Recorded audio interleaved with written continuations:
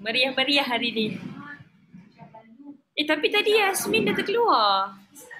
Yasmin Hanis. Hanis Yasmin.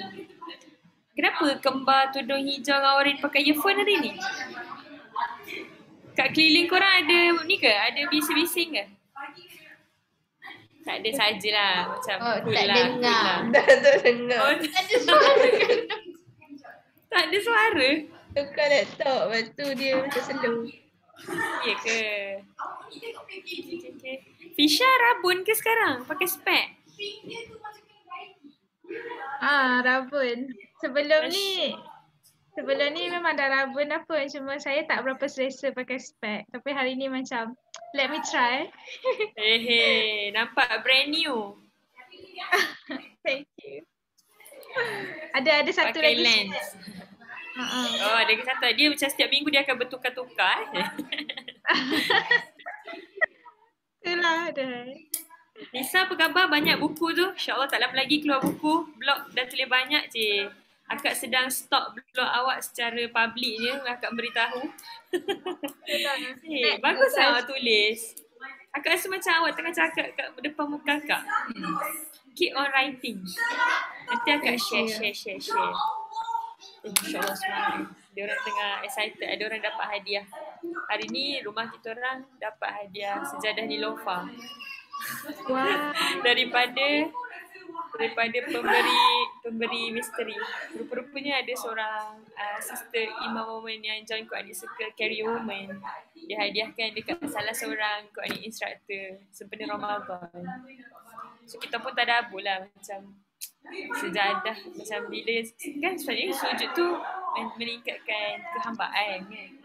Tapi bila sejadah tu jenama Nilofa dia orang end pula kat ujung. Jadi rasa macam dunia pula.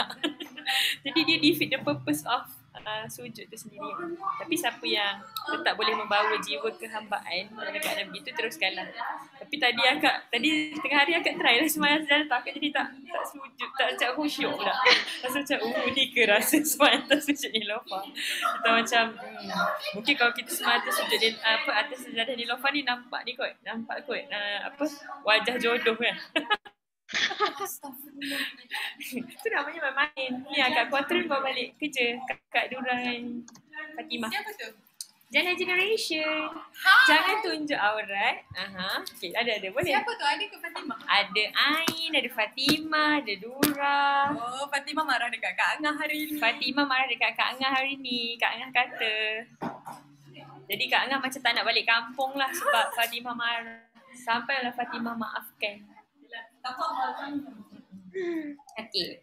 So best lah sangat tadi Fisha pula. Muka Fisha dengan si Nurin ni dah dekat sama dah. Baru je tengok muka Nurin dekat Instagram pakai baju merah. Basket Futsal Kapten. Amzah kami. Oh, futsal. Baik. Belakang baju Nurin, lion roar. We will roar fiercely. Wow. Saya hampir Hamzah Bagus.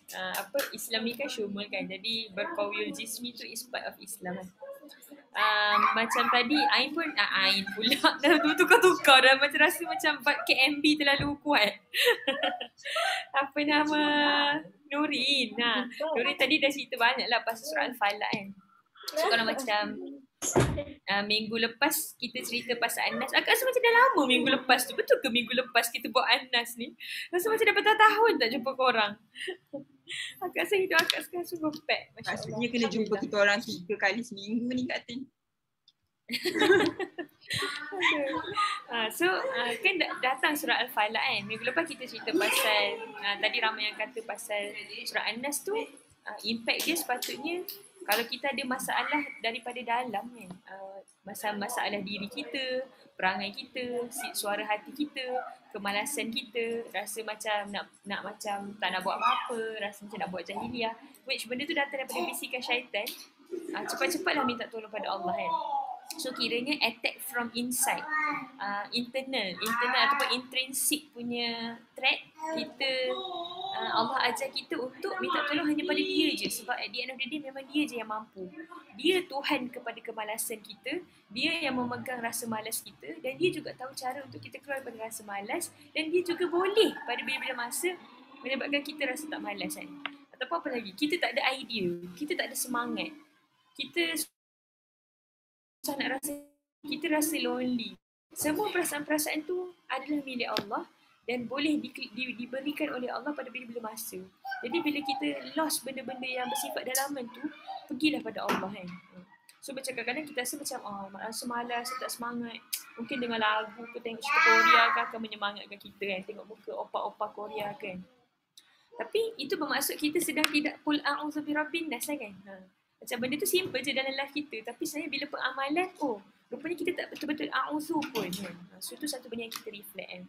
Dan minggu ni Allah datang completekan another set of security pada diri kita kan sebagai seorang manusia.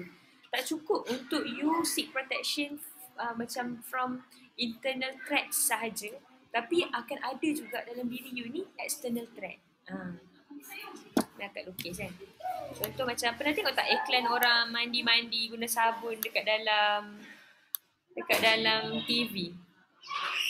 Bila awak tengok iklan sabun kan, selalunya apa yang dia akan cakap? Apa yang buat you yakin nak beli sabun yang dia jual? Macam Dettol ke apa-apalah jenama sabun. Dia akan cakap pelindungan bakteria 99% cakap. Betul. Dan dia akan cakap macam dia lukislah awak kan. Ni contoh awak, orang. Ni awak. Lepas tu dia akan macam lukis satu bubble kan. Shield Bubble lah, shield macam. Bubble lah ni bodoh sikit lah. Lepas tu dia pun akan cakap macam, wah ni ada syaitan pula. Kalau ada sabun syaitan best juga kan. Ni kuman belaka. Kuman. Dia kata, awak protected bila pakai Lifebuoy warna biru kan. Sebab akak suka Lifebuoy warna biru. Lepas tu dia kata, tak cukup dengan tu. Kita juga ada ya, boleh protect daripada kotoran dan kuman daripada dalam. Jadi awak ni fully protected. So kita pun akan nak beli kan. Sebab kita rasa bila pakai tu, COVID tak boleh kena kita, E. coli tak boleh kena kita, apa lagi?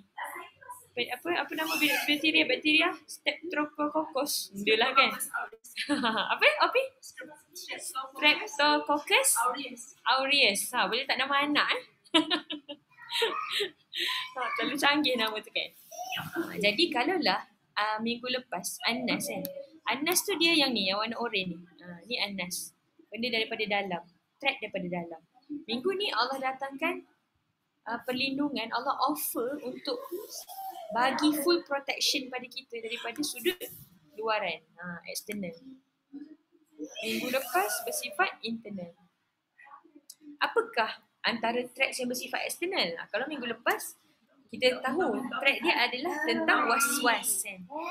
Was-was oleh siapa? Syaitan yang bersifat khannas. Yang mana kerja dia bisikkan dekat sudurin nas. Yang mana dia ni terdiri daripada boleh jadi jin dan manusia. So Allah reveal pada kita satu enemy yang kita tak nampak, sekarang Allah nampakkan dia dan ajar kita untuk always beware. Always macam in alert kan. Tapi dalam Al-Falaq kan, bila dia bersifat eksternal, dia banyak. Jadi sebab tu kalau awak tengok kan, dia tak, pattern dia tak sama macam Anas. Kalau Anas dulu, yang sampai 3 tu adalah sifat Allah. Sebab Allah nak yakinkan kat kita yang yes, dia je yang mampu samakan kita sebab Allah ada 3 sifat ni. Kenapa dekat Al-Falaq tak ada? Sifat tu carry forward je. Dia carry forward macam mana? Okay, kau dah tahu dah Allah tu Rabb, Malik dan Ilah kan dekat Anas. Jadi sambung je lah. Al-Falaq Allah terus reveal apa next threat dia. Tapi perasan tak Allah tak pernah skip perkataan Qul dan A'udhu. Sebab macam akak cakap itu kan. Dua benda ni adalah key point penting. Sebab kita bukan sekadar datang pada Al-Falaq nak dengar, nak tahu, nak baca, nak seronok. Belajar lagi satu surah. Tak. Di sana ada beban pengetahuan. Apa beban pengetahuan? Qul dan A'udhu. Kul kita kata apa? Kita katakan untuk diri kita, kita admit, kita menyerah, kita macam fully submit pada Allah. Dan juga kul yang bersifat katakanlah yang kita kata lagu Hazami tu kan. Maksudnya apa? Kena sampai kepada orang. Yang tadi Anissa kata buat ambil dan khalifah kan. Siapa yang tak clear lagi ambil khalifah apa, boleh tengok series Step Up. Macam yang Anissa buat kan. Tengok dan dia pun tulis feedback dekat dia punya blog. Best gila. Nanti boleh baca. Okay. Lepas tu jadi sebab itulah Al-Falaq tu dimulakan dengan sama juga Qul a'udzu kan. Dia punya notion dan impact dia sama. That's why Allah macam preservekan dia di situ. And then guna word yang sama juga Rabb juga. Sebab apa? Minta tolong kepada Tuhan punya. Sebab bila dia Tuhan punya, dia yang create dia, yang own dia, yang govern, maka nothing is impossible for him kan. Tapi kali ni kita nak minta tolong daripada apa pula? Gitu. So perasaan orang beriman ni bila datang pada surah Al-Falaq ni patutnya tertanya-tanya. Kenapa sampai Al-Falaq ni jadi nama surah? So ada beberapa benda yang Allah nak suruh kita minta berlindung daripada. Okay, sekarang Kak akan padam gambar live boy ni. Sebab Kak nak tulis gambar seterusnya. Okay, gambar seterusnya. Okay, pertama yang Allah nak suruh kita minta berlindung adalah daripada Allah suruh kita minta berlindung kepada Allah yang merupakan Rabb kepada Al-Falaq. Sekejap kepada eraser. Clear all my draw. Okay.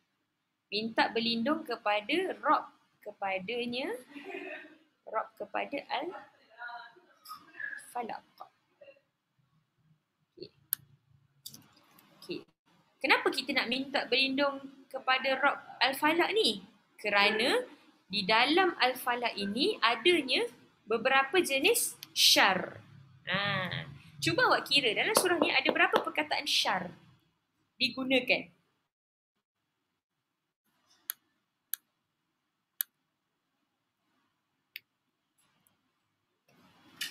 Berapa? Sila hitung. 4. Okey. Syar tu maksudnya apa? Syar kejahatan. Okay, jadi bila dia kejahatan bermaksud inilah benda yang the evil yang Allah nak suruh kita seek protection from. Okay. Apakah syar yang pertama? Masya Allah. Korang dengar ke suara orang gelak-gelak? Dengar Antuna. Assalamualaikum Antuna, suara Antuna masuk YouTube gelak. Boleh slow sikit Barakafik. Okey, syar yang pertama apa? Kejahatan apa yang Allah nak suruh kita berlindung?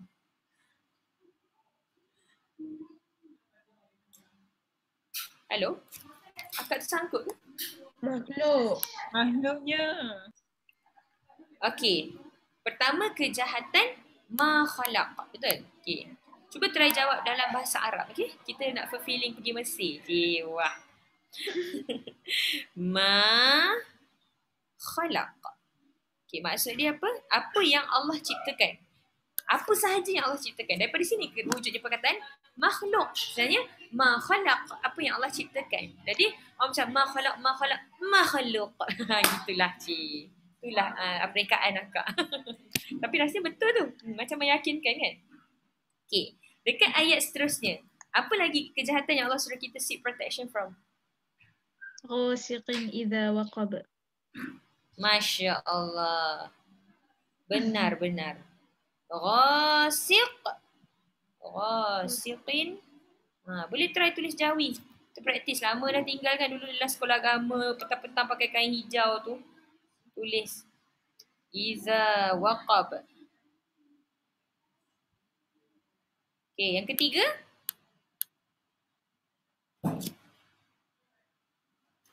Yang ketiga apa? Kawan-kawan. Kejahatan apa?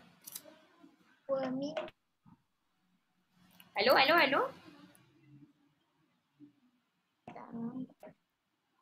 Halo?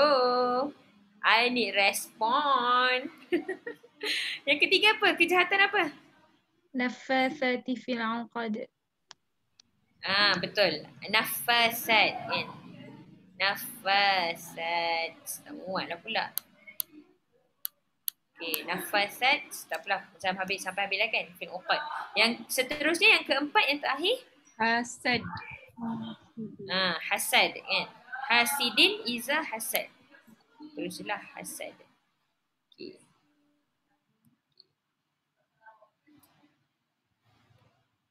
Awak rasa kan, kalaulah Allah tak bagi tahu, kita tahu tak benda-benda ni bahaya? Bila Allah bagi tahu sesuatu pada kita, bermaksud kalaulah Allah tak bagi tahu, kita takkan tahu benda tu bahaya. Macam surah An-Nas hari tu, kalaulah Allah tak bagi tahu adanya satu makhluk yang kita tak nampak yang membenci kita dan always mencari cara untuk menyesatkan kita, dan dia ni akan membisikkan pada kita benda-benda jahat, dan dia ni bersifat bagaimana, dan dia ni boleh datang dengan bentuk apa. Kalau Allah tak bagi tahu, kita tak tahu. Dah lah dia tu tak dapat dilihat, lepas tu dia attack kita tak tahu. Jadi sebenarnya kalau Allah tak bagi tahu, kita ni always dalam state of loser. Kan dalam cerita orang putih macam loser, lepas tu dia akan buatlah tangan macam ni kan. Kan Fatimah sukalah kan tengok cerita-cerita Miley Cyrus dan sebagainya. Tu tak Fatimah kan? Ada tak dia buat scene tu? Fatimah tak lah. Fatimah tengok cerita Ertugrul, lupa. Ataupun Payitat kan. Dulu kecil-kecil akak tengok cerita, selalulah macam siapa Lindsay Lohan ke kan, dia akan buatlah gaya gitu kan. So kita ni akan jadi loser je kalau Allah tak bagi tahu kita. Tapi the moment Allah bagi tahu, kita mula macam pasal senjata. Kita dengar je, oish, dia tengah tembak kita, kita pun qul a'udzu birabbin nas. Kita pun teringat Allah dan bersedihlah untuk lawan dia kan. So itu cara untuk patahkan yang pertama yang dalam surah An-Nas. Tapi dekat sini Allah nak bagi tahu, okay, external, even though you can see the threat, tapi macam mungkin ada benda yang you rasa macam, oh tak apa kot ni, tak besar sangat kot. Tapi Allah kata, no. It is a big deal. Particularly 4 kejahatan ni. Dan benda ni akan always berlaku, ongoing berlaku dalam sejarah kemanusiaan. Banyaknya kehancuran manusia disebabkan 4 kejahatan eksternal ni. Yang pertama adalah apa? Pertama adalah kejahatan ma khalaq. Apa yang Allah ciptakan. Apa je yang Allah ciptakan, macam tadi Nurin cakap kan, mesti akan ada baik dan buruk. Hatta benda tu, benda hidup ataupun benda tak hidup. Okay, ma khalaq ni maksudnya bukan manusia je. Boleh jadi batu, boleh jadi baju, boleh jadi garpu, boleh jadi gunting. Semua benda yang diciptakan ada good and bad side. Tapi bila Allah ajar kita untuk minta perlindungan daripada kejahatan benda yang dia ciptakan, maksudnya apa? Kita hanya meminta yang baik-baik sahaja daripada Allah. Kalau kita ambil contoh apa? Non-living things contoh kan. Kita ambil gunting lah kan. Gunting ni apa kebaikan gunting? Cuba tahu. Potong. Boleh unmute. Boleh menggunting, boleh memotong. Tapi kejahatan dia apa? Boleh menikam. Boleh digunakan untuk membunuh, tercucuk. Jantung terus mati di tempat kejadian. Ataupun apa? Wayar, kabel wayar. Kebaikan dia apa? Boleh cas phone ni kan, kat tengah cas ni kan, kabel wayar. Tapi dengan kabel wayar ni juga, backside dia, kalau orang jerut kita boleh mati kan. Macam kes seorang akhwat tu kan, Ukhti Nik Khadijah tu kan, yang meninggal kena jerut tu kan, yang masih dalam siasatan. Maksudnya apa? Even benda non-living things boleh bagi kita good and bad things kan. Tapi kita minta ke Allah bagi yang baik-baik sahaja. Jangan sampai kejahatan makhluk tu yang dia tak ada pun intentionally nak buat pada kita. Tapi benda tu happen kan. Kita minta Allah untuk jangan macam tu kan. Sebab tu apa? Sebab tu dalam Islam Allah ajar kita, Nabi ajar kita adanya doa-doa kan. Adanya doa-doa untuk minta kebaikan. Doa-doa harian, doa-doa macam contoh apa? Bila hujan turun. Okay, hujan kan, non-living things. Hujan ni ada baik dan buruk dia. Baik dia apa? Sejuk. Lagi? Subur bagi kita air. Apa lagi? Banyaklah benda kan. Macam tapungan air kan. Tapi bad side dia adalah boleh jadi apa? Menyebabkan kalau dia teruk, banjir, ribut. Apa lagi? Ada orang hujan batu mati. Roboh lah, landslide lah, macam-macam benda boleh berlaku kan. So itu apa Nabi ajar kita baca doa apa? Allahumma sayyiban nafi'ah. Ya Allah, jadikan hujan ni hujan yang bermanfaat. Maksudnya apa? Kita minta yang baik je. Jangan sampai kita demam, jangan sampai ada hujan batu ke, jangan sampai benda ni mengazab kita, jangan sampai ada benda-benda yang tak baik. Tapi kalau dia berlaku juga, maksudnya mungkin itu adalah ujian untuk kita. Tapi kita sebagai manusia berusaha untuk minta yang baik-baik saja daripada Allah. Sebab nak katanya apa, semua benda boleh bagi baik dan buruk. Contoh nak makan daging. Daging tu makanan, bunyi macam baik mengenyangkan kita. Tapi kalau lah Allah bagi benda kejahatan daripada makhluk iaitu daging tu, tercekik, mati dekat sijil kematian, kenapa tercekik daging? Ataupun jadilah kita Kasim Selamat kan. Kejahatan garpu, tercucuk mata, buta macam tu kan. Jadi kita minta yang baik-baik saja kan. Jadi hidup orang yang beriman, dia tak akan takut. Kadang-kadang ada contoh penyakit dalam psikologi nama dia anxiety kan. Dia akan anxious dengan everything. Ni, itu dah kunci ketak ni tak ada. Apalah semuanya tak baik, benda-benda yang tak baik dia fikir. Sebab apa? Dia fikir dia yang menjaga keselamatan diri dia. Dia gantungkan semuanya atas diri dia. Makanya dia restless. Tapi orang beriman, kalaulah orang tu jahat, kalaulah benda tu tak baik, kalaulah benda ni boleh membahayakan aku, tak apa, gantung kepada Allah. Allah yang pegang benda tu. Kalau Allah tak izinkan dia berlaku, dia tak akan berlaku. Maka rest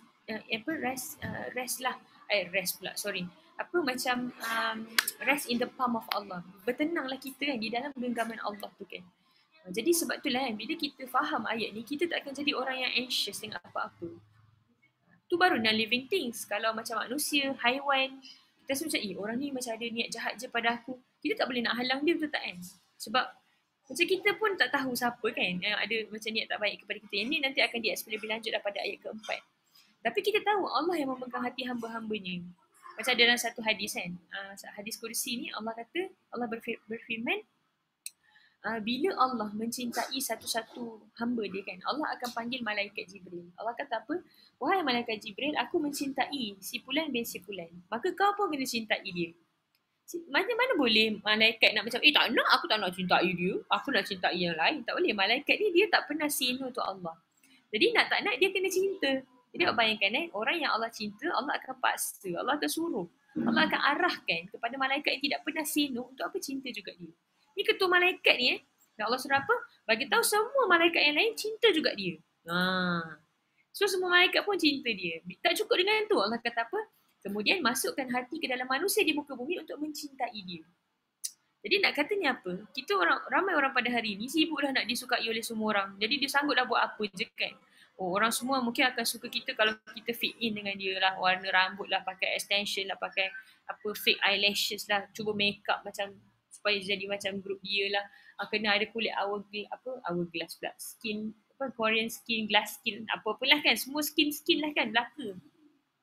Bentuk badan kena hourglass, apa lagi? Kena nyanyi lagu Korea, kena pandai cakap English berabuk. Lagi kena apa lagi? Kena pakai seksi-seksi, kena ada couple. You have to fulfill set of standard untuk diterima untuk masuk dalam kelompok manusia yang awak suka. Tapi bukan begitu. Islam ajar kita apa? Jaga hubungan dengan Allah. Allah akan bagi malaikat cinta kita dan memasukkan dalam hati manusia untuk mencintai kita. Jadi kita akan anxious dan conscious dan sibuk fikir macam mana kita nak puaskan hati manusia. Jadi kita akan free from that. So you tak payah nak fikir macam mana aku nak puaskan hati A, macam mana aku nak puaskan hati B. No. You just satisfy Allah, you just please Allah, and then Allah will make sure everybody else will please with you. Okay. So itulah bestnya kan bila kita faham benda ni. Jadi kita tak akan takut dengan manusia, kita tak akan takut dengan apa-apa. Sebab contohlah manusia ataupun makhluk, benda yang kita takutkan tu, kita yakin dia dalam genggaman Allah. Tu manusia. Cuba kalau makhluk tu lagi dalam bentuk apa? Binatang. Ada orang takut dengan binatang. Lipas. Tikus. Harimau. Apalah lagi kan. Tapi kalaulah orang tu beriman kan, dia akan tahu bahawa makhluk-makhluk tu pun dalam genggaman Allah. Kadang kita duk takut, terlalu conscious. Manusiawi je untuk takut ular. Tapi ni macam selalu extra cautious. Apalah kan. Terlalu berjaga-jaga sampai macam nervous ke apa benda kan. Sampai kena panic attack dan sebagainya. Kita kena tahu bahawa binatang tu adalah dalam genggaman Allah. Dia bukan sengaja nak sakitkan kita. Contohnya macam haiwan kan. Haiwan contohnya ular. Ular kan kita takut apa? Bisa dia kan. Sebab dia boleh mematikan kita. Tapi ular tu bukan sengaja nak pergi patuk kita. Dia hanya akan patuk kalau dia rasa terancam, betul? Jadi, ular tu mematuk kita bukan sebab dia jahat. Tapi itu memang tabiat dia. Cara dia mempertahankan diri adalah dengan patuk. Mematuk kan. Jadi dia bukan niat jahat pada kita pun. Tapi itu adalah reflection dia kepada situation kalau dia rasa terancam. Jadi, macam benda tu tak berniat jahat pada kita. Tapi sebab tu kita minta Allah lindung kita daripada kejahatan ataupun benda-benda yang kita unaware of kan. Jadi best lah benda ni kalau kita faham benda ni kan. Jadi kita tak akan takut dengan apa-apa pun selain daripada Allah. Ni sebenarnya adalah impact surah Al-Falaq. Tapi kita hari ni banyak takut takut macam-macam. Takut orang, takut haiwan, takut perasaan kita sendiri, takut gelap. Tak boleh pergi dapur. Saya tak boleh nak bangun qiyam sebab saya akan takut nak pergi ambil wuduk. Sebab saya selalu dengar bunyi-bunyi periuk bergerak-gerak dekat dapur malam-malam. Dulu kecil-kecil akak takut gelap. Akak takkan pergi dapur kalau dia niat. Sebab apa kita takut kan? Kita rasa macam akan ada kejahatan. Sebab apa? Kita tak gantungkan diri kita pada Allah kan? Jadi kalaulah kita sekarang semua orang boleh identify apa your ketakutan pada makhluk-makhluk. You identify, lepas tu you cuba challenge diri you untuk selepas belajar Al-Falaq ni, bila rasa takut je kepada benda tu, cepat-cepat minta tolong pada Allah dan lawan ketakutan tu. Kita hanya akan fully embrace surah Al-Falaq ni kalau kita boleh lawan rasa takut tu. Kan? Takut nak cakap kat depan ke, apa-apa je ketakutan kita kan. Takut nak bagi idea ke sebab rasa orang pandang. Itu semua petanda Al-Falaq dengan An-Nas tak settle. Selama ni kita rasa surah ni mudah kan. Macam, Qul a'udzu. Ni lah bahkan surah favourite kita bila nak solat laju. Tapi bila kita faham maksud dia, wow, deep rupanya. Kita akan jadi manusia yang fearless. Siapa sini pernah tengok cerita apa tu tajuk yang dia ada allergen? Divergent, cerita Divergent. Nak tengok cerita Divergent? Divergent tu dia kan ada grup dia kan. Dia ada macam abnegation, dia ada Dauntless kan. Kan Dauntless tu kan yang fearless, yang dia akan jadi polis, dia akan buatlah benda yang gila sebab dia tak ada rasa takut kan. Itu Dauntless tu sebenarnya dia ambil daripada Al-Quran tu. Orang yang hanya mengilahkan Allah, dia tak akan takut dengan apa-apa selain Allah.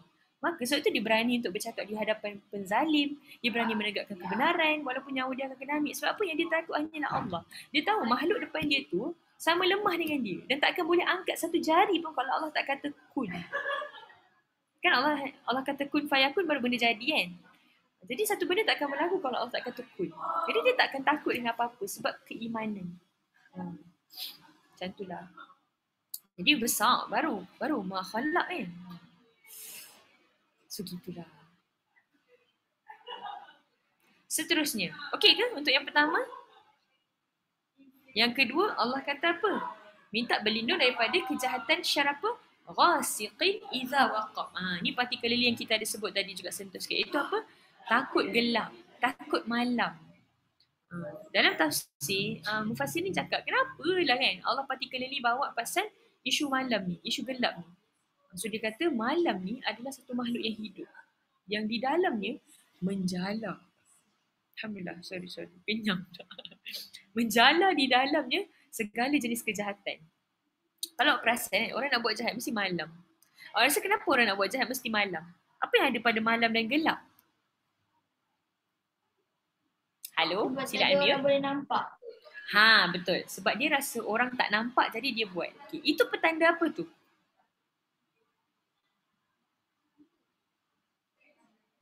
Tak ada takwa. Betul. Dia tak ada takwa. Maksudnya apa? Dia tak kenal Allah. Dia tak kenal Allah yang bersifat basirnya, Allah tu boleh melihat. Kebolehan Allah melihat tu bukan terlimited dengan gelap, ada cahaya ataupun tak ada cahaya. Dia ibarat sedang merendahkan taraf Allah seperti manusia. Sebab apa dia rasa bila gelap manusia tak nampak, Allah pun tak nampak. Jadi berani buat. Manusia ni dia hanya akan berani buat jahat kalau benda tu dia tahu tak, orang tak nampak ataupun orang tak tahu. Sebab tu kalau awak tengok keyboard warrior ke orang nak cakap teruk-teruk kat media sosial, dia akan guna fake account. Dia akan guna anonymity. Sebab apa? Dia rasa dia boleh buat apa-apa je sebab tak ada orang nampak, tak ada orang tahu tu aku. Sebab apa? Dia hidup satisfy pandangan manusia pada dia. Cuba kalau dia ketahui, mesti dia malu. Dia tak nak kan. Jadi sama juga dengan manusia. Kenapa dalam orang buat jahat waktu malam? Sebab dia tak nak orang tahu. Contoh baru ni dekat Malaysia kan, ada isu macam cerita American Next Door tu kan, American Murder. Seorang lelaki dia bunuh isteri dia yang tengah tidur guna senapang angin, lepas tu dia masukkan mayat isteri dia dalam botol air, tangki air. Tangki air tu pula dia bawa naik kereta gigih ni nak buat jahat, nampak? Nak buat baik, bukan nak buat baik dia susah. Nak buat jahat pun susah. Kan? Jadi dia pun bawa lah dalam kira lebih kurang 40 minit ke macam tu drive, korek pula jengkaut 2 meter, tanam bini dia dalam tu. Tak faham tak kenapa. Tapi nak katanya apa, dia buat waktu tu malam. Kenapa? Dia rasa tak ada orang tahu. Orang nak bunuh baby, orang nak berzina, orang nak pergi berdating, orang nak bercumbu-cumbuan, orang nak tengok porn, semua tengok malam. Ada tak orang tengok porn tengah hari kat tengah-tengah tempat? Mana ada. Kecuali orang tu paling teruk sekali lah, tak ada takwa tu.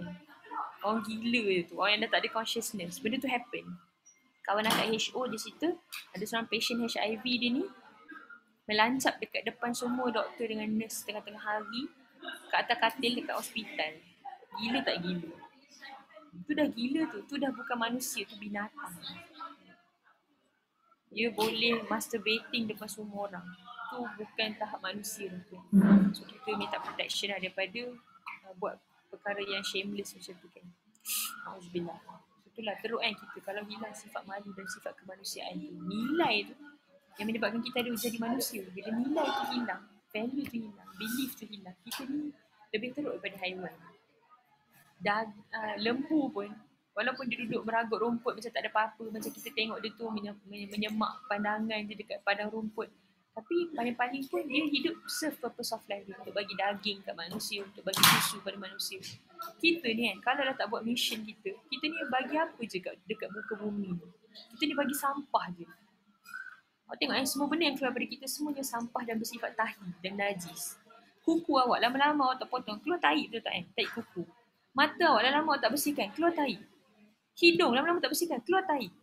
Apa lagi? Sorry lah kalau bahasa kat kasar sikit kan. Najis yang memang daripada bawah tu kan, keluar najis juga. Apa lagi? Semua tempat, tahi gigi, tahi telinga, semua bersifat tahi. Jadi kita ni, macam, contoh kalau orang boleh keluarkan susu pun. Ada ke orang nak minum susu saya? Mana ada? Lembu orang nak minum susu dia. Daging, awak potong sikit daging awak jual, dia nak makan? Tak ada. Jadi kita ni kalau kita ni hanya mulia sebab kita buat tujuan hidup kita je. Kalau lah kita tak buat, kita ni lebih teruk pada lembu kat tepi tu. Allah memang cakap dalam Quran ni, ulaika kal an'am bal hum adall. Kamu ni kan, kalau lah mata yang ada tu tak tengok kan, hati yang ada tu tak rasa, apa lagi? Pendengaran yang ada tu tak dengar ayat-ayat Allah, tak menyebabkan you kembali pada Allah. You ni ulaika kal an'am. Kau ni macam lembu. Bal hum adall, bahkan lebih sesat, bahkan lebih teruk lagi. Sebab lembu pun ada value, lembu pun fit purpose of life dia. You hanya bagi tahi je kat dunia. Gitulah bahasa kasar ni kan. Jadi sebab itulah manusia ni bila dia rasa dia tak nampak, dia rasa bila manusia tak nampak, Allah tak nampak, jadi itulah masa untuk buat jahat. Sebab itulah malam-malam orang banyak buat jahat. Jadi Allah kata apa? Malam ni memang banyak kejahatan. Then seek protection from me. Kalau kita takut gelap, kalau kita takut kejahatan yang dalam gelap, ketahuilah Allah yang memegang kegelapan tu akan menjaga kita. Kalau kita takut orang apa nak colik kita ke, nak rogol kita, takut accident ke apa benda, minta pada Allah. Kalau terpaksa kita untuk travel malam-malam ke kan, atas urusan yang penting dan sebagainya tu, maka minta berlindung banyak-banyak pada Allah. Jadi kita tak akan jadi orang yang takut dengan gelap. Sebab apa? Kita yakin Allah akan pegang kita. Allah yang pegang gelap tu akan jaga kita. Kalaupun dia nak happen atas izin Allah, mesti ada kebaikan untuk kita. Tapi otherwise Allah akan protect kita. So tu benda yang kedua yang Allah nak suruh kita minta tolong. Bersifat eksternal lah kan, sebab dia gelap malam.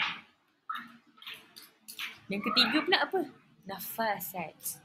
Nafas yang berhembus pada tali yang diikat-ikat. Ini adalah signifikan kepada, analogi kepada sihir.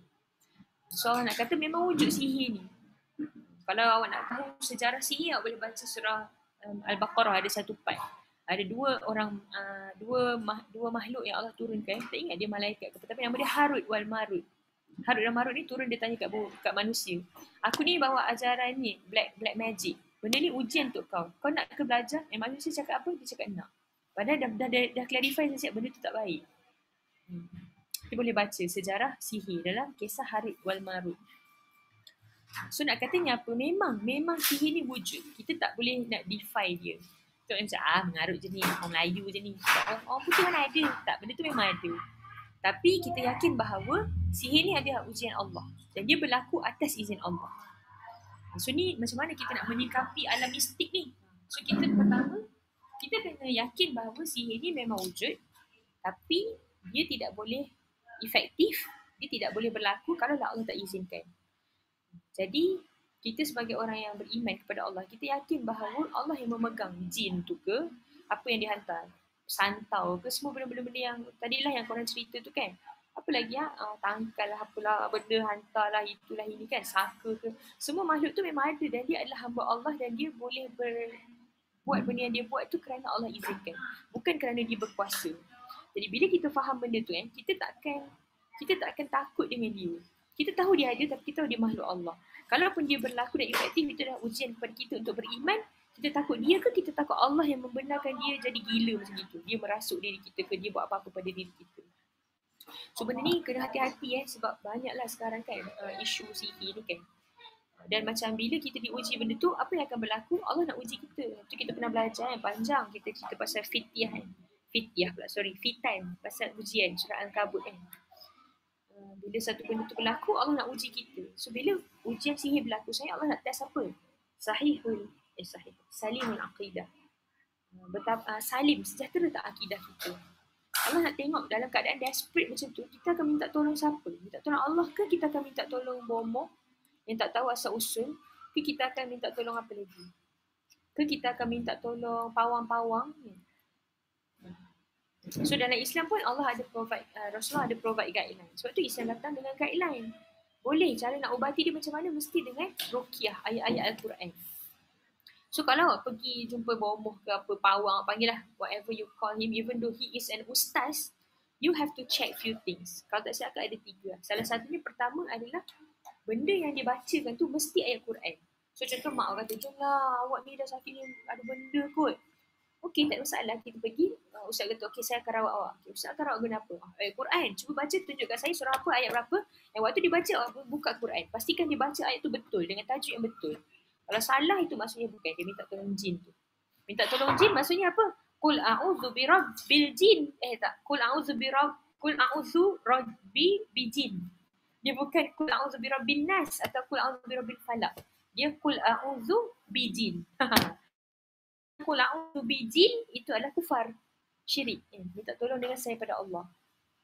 So kalau dia baca ayat Quran betul-betul baru tolong. So lepas ni kalau ada menghadapi benda ni global kan, masyarakat kita banyak kan. So kena hati-hati. Jangan sampai perasaan desperate nak sihat tu menyebabkan kita sanggup mengedepikan akidah kita. Lebih baik kita mati dalam keadaan terkena santau ke, terkena apa ke tu, dalam keadaan kita mempertahankan akidah kita. Kalau tak silap Kak Kau tu pernah share, keluarga dia pernah diuji kan. Keluarga Dura dengan Fatimah. Fatimah dulu waktu kecil-kecil pernah kena kan, sampai tak ada isi tulang dia kan. Kan Dura kan. Tapi mami kontrol kan, dia kata apa? Mami lagi rela anak mami mati daripada mami mensyirikkan Allah. Jadi pergilah cuba cari tapi pastikan rawatan Islam kan. Allah nak uji tu. Mungkin kita hari ni cakap senang tapi bila kita diuji nanti kita akan terkesan. Termasuklah akak kan. Moga Allah kuatkan kita kan. So lepas tu kena dengan bacaan yang maksur yang Rasulullah memang gunalah kan. So itulah, and dia tak ada pelik-pelik. Dia tak ada macam kena bawa telur ayam hitam, kena bawa apa-apa asap kemenyan lah apa. Tak. Dia guna benda natural. Contoh air tak apa. Dan ada hitam, itu benda-benda yang memang Rasulullah gunakan. Tapi kalau dia kata bawa pulut kuning, tu dah jin lah tu. Ataupun awak datang-datang, saya dah tahu masalah awak. Tu confirm jin. Tu confirm bukan Qul a'udzu birabbil nas. Bukan Qul a'udzu birabbil falaq juga. Sebab apa? Rasulullah sendiri pun pernah kena efek sihir ni dengan izin Allah kan. Iaitu apa? Seorang Yahudi yang bagi sihir lah pada Rasulullah kan. And then Allah ilhamkan dia, rupanya ada buhul-buhul yang diletakkan dalam lubang, bawah batu dan sebagainya. Tu yang pertama. Yang kedua, dia orang injek racun dekat dalam daging yang Rasulullah makan. So nak katanya memang benda ni happen. Jadi kita berjaga-jaga. Tu bestnya Islam ni. Dia sangat praktikal. Dia sangat bersifat realiti. So boleh beware benda tu kan. Dan siapa yang akan buat ni? Sihir yang ketiga ni. Disebabkan apa? Kejahatan yang keempat. Hasad. Dia bukan datang tiba-tiba sebab ada orang yang tak puas hati dengan awak. Ada orang yang hasad dengan awak. Dan hasad ni, dia ada persamaan lebih kurang dengan syaitan yang dekat surah An-Nas. Itu apa? Kita tak nampak, kita tak tahu. Kita tak tahu siapa yang hasad ni. Boleh jadi ni Norin senyum-senyum depan akak ni. Tapi nanya, hasad dengan akak je tak ada kan. Macam kita, we never know. Kan orang zaman sekarang selalu cakap apa kan? macam orang backstab lah apa kan. Macam percaya sangat orang tu depan kau baik belakang. Allah alam. Tapi sebab tu Allah kata apa? Minta tolong dengan aku. Sebab aku yang pegang hati hamba-hamba aku. Aku tahu siapa yang okey dengan kau. Aku tahu siapa yang tak okey dengan kau. Siapa yang berniat jahat pada kau. Maka serahkan pada aku. Macam cerita yang kat tadi kan. Macam orang yang Johor yang kena bunuh tu kan. Ya Allah, suami dia sendiri kot. Pun boleh buat macam tu pada dia. Nak katanya apa? Memang kita ni tak boleh percayakan sesiapa selain daripada Allah. So tu kita kena total reliance kita tu hanya kepada Allah lagi. Jadi inilah 4 syar utama, evil yang paling utama yang bersifat eksternal dengan Allah minta kita berlindung. Jadi kalau lah kita kan always come back pada Allah bila kita takutkan 4 benda ni, lepas tu termasuk pula yang kelima yang dekat surah An-Nas tu, yang kita takutkan syaitan, bukankah you are fully protected? Semua orang kat sini ada laptop, akak percaya kan? InsyaAllah. Kalau tak ada pun mungkin share dengan adik-beradik ke. Tapi adalah wujud laptop depan mata. Tahu tak function antivirus? Security. Contohlah, kalau laptop awak tak ada antivirus ataupun tak ada security, tak ada protection, awak akan berani tak untuk buka website itu ini, download itu ini? Tak berani kan? Sebab apa? Awak takut nanti the whole system awak akan ruin kan? Sebab ada benda jahat masuk kan? Tapi kalau awak dah macam install antivirus yang awak tahu Ori, awak beli Avira ke, McAfee ke, apa-apalah kan. Itu awak tahu benda tu memang, oh laptop I kini 100% fully protected. So pergilah ke website apa pun, awak tak risau akan ada malware ke apa benda kan. Itu perasaan orang yang betul-betul hidup dengan An-Nas dengan Al-Falaq. Pergilah mana-mana pun saya tak risau sebab saya yakin Allah jaga saya. Dia tak akan takut dengan apa-apa pun. Dia akan jadi fearless. Dia hanya akan takut dengan Allah sahaja. Nurin cakap sesuatu ke? On mute? Tak okay. So, itulah dia. Basically, Al-Falaq. Dan kenapa kita kena minta tolong kepada Rabb bil Falaq? Kerana segala yang kita takutkan tu, Falaq ni ada 2 maksud. Pertama, makhluk. Yang kedua adalah malam. Sebab isu dalam surah ni, isu dia makhluk dan juga malam. Yang kita takutkan tu. Jadi minta tolonglah kepada Rabb yang memegang malam dan makhluk itu. Settle. Okay. Sekarang ni kita banyak takut kepada orang yang tak memiliki pun benda tu. Contoh kita takut lecturer. Tapi markah kita bukan lecturer pun yang pegang. Allah bila-bila je boleh twistkan hati lecturer ataupun menyebabkan lecturer tu walaupun dia sayang gila kat awak, tiba-tiba dia tersalah. Dia malam tu tak nampak ke apa, dia tertanda kosong, awak dapat kosong walaupun dia sayang gila awak. Ataupun dia benci sangat kat awak tapi dia tak perasan pula nama awak kan. Dia sebenarnya nak fail kat awak tapi dia tak nampak, terhijab nama awak. Awak dapat 100%. Siapa yang pegang dia untuk menanda paper tu? Allah.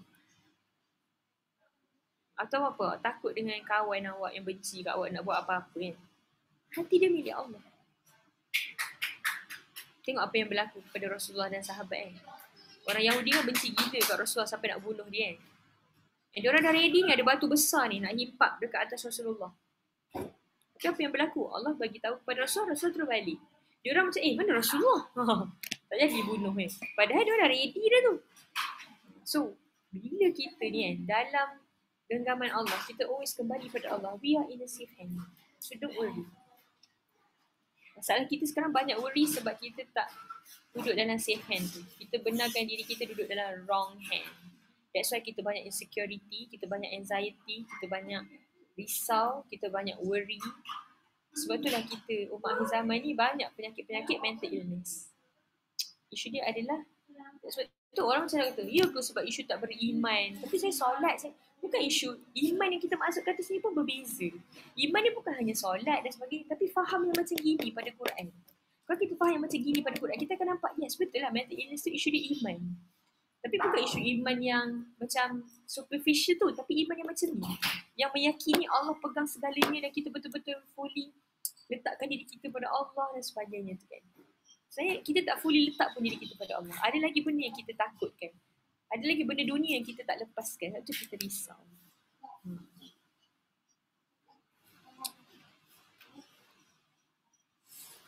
So Allah Alam. Itulah Al-Falaq. Nanti kita akan concludekan the whole 2 ni dalam Al-Ikhlas. Kenapa nama dia Al-Ikhlas? Padahal satu habuk perkataan ikhlas pun tak ada dalam tu.